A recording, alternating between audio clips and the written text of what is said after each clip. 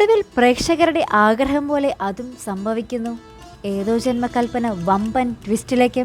എല്ലാവർക്കും MNP ടോക്സിലേക്ക് സ്വാഗതം.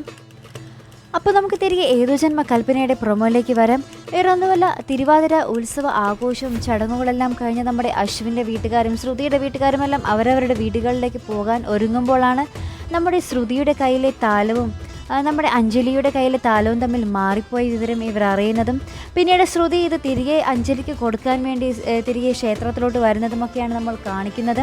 അപ്പോൾ ഈ ഒരു വരുമ്പോൾ അവിടെ നമ്മുടെ അശ്വിൻ നിൽക്കുന്നതും കാണാം. അപ്പോൾ അശ്വിനെ കണ്ടിട്ടാണോ എന്നറിയില്ല ശ്രുതി ഇങ്ങനെ പേടിച്ച് പോകുന്നതും ശേഷം ഇങ്ങനെ ശ്രുതി തലകറങ്ങി വീഴാൻ പോകുമ്പോൾ അശ്വിൻ വന്നിങ്ങനെ താങ്ങി പിടിക്കുന്നതുമൊക്കെയാണ് ഇന്നത്തെ പ്രൊമോയിൽ മെയിനായി കാണിക്കുന്നത്. എന്തായാലും ഇവർ തമ്മിലുള്ള ആ ഒരു കോംബോ എല്ലാ പ്രേക്ഷകരും കാത്തിരിക്കുന്ന കുറേ നിമിഷങ്ങൾ തന്നെയാണ്.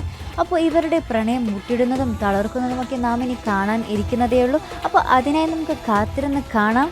അപ്പോൾ ഇതുപോലുള്ള പ്രൊമോ റിവ്യൂസിനും എപ്പിസോഡ് റിവ്യൂസിനുമൊക്കെ നിങ്ങൾ മറക്കാതെ ചാനൽ സബ്സ്ക്രൈബ് ചെയ്യുക.